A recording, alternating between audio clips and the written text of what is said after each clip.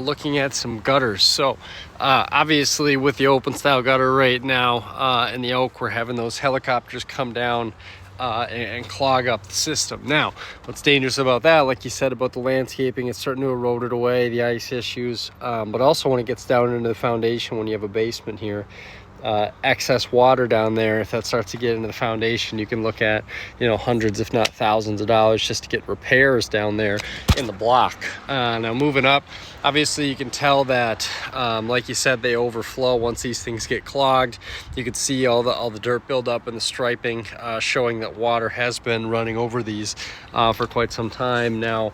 Without any type of protection up here, obviously you're getting the helicopters, and it's amazing, you know, how many of these seeds come down consistently, and you constantly have to get up and clean them. And being on the ladder is dangerous. Obviously you don't want to be way up here. And the last couple things with the existing gutters, we're missing some screws on some of the brackets here. So my professional opinion, we want to get this system replaced with something maintenance free, and I got a plan for you.